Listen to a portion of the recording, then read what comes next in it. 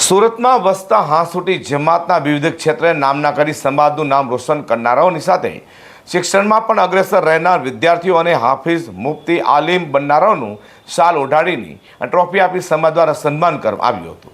સુરતમાં રહેતા દરેક સમાજના લોકો દ્વારા પોતાના સમાજને આગળ લાવવા કાર્યક્રમ યોજાય છે।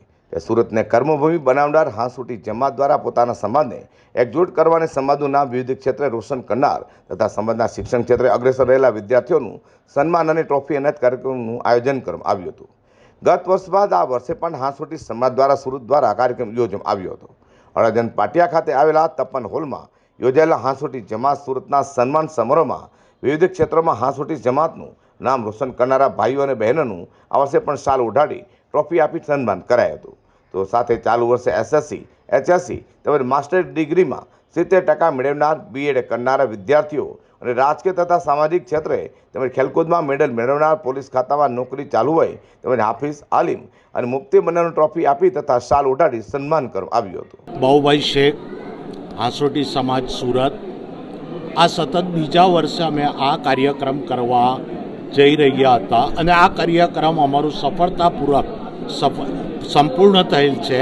ગયા વર્ષે જેમ અમે લોકોએ અમારા સમાજના જે ડૉક્ટરો, એડવોકેટ અને સામાજિક ક્ષેત્રે જેમણે નામ કાઢેલું એમનું સન્માન અને ટ્રોફી આપેલી, એવી જ રીતના આ વર્ષે પણ અમારા સમાજના જે છોકરાઓ સારા ગુણોથી પાસ થયા છે અને જેમણે સામાજિક ક્ષેત્રે, રાજકીય ક્ષેત્રે એ જ નામના કાઢેલ છે એવા લોકોને ટ્રોફી અને સન્માન આપી અમે એ લોકોને સન્માનિત કર્યા છે।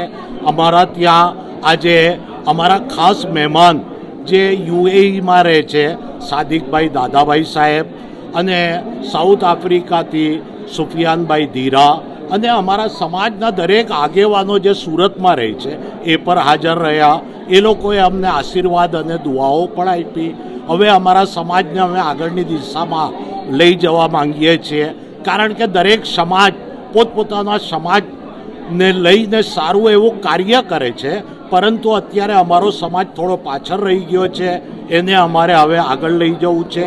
ખાસ કરીને અમારે શિક્ષણ ક્ષેત્રે અને અમારા સમાજની એકતા અને એકતા થકી અમારે આ દેશના વિકાસમાં સહભાગી થવું છે। અમારા સમાજને બી હવે આગળ પ્રગતિમાં લઈ જઈ અમારે દુનિયામાં અને દેશમાં નામ કાઢવું છે અમારા સમાજનું। જય હિન્દ, જય ભારત, જય જય ગરવી ગુજરાત। સુરતમાં રહેતા હાંસોટી જમાત દ્વારા યોજાયેલા સન્માન સમારોહ કાર્યક્રમમાં મોટી સંખ્યામાં સમાજના લોકો જોડાયા હતા અને સફળ કાર્યક્રમ બનાવ્યો હતો।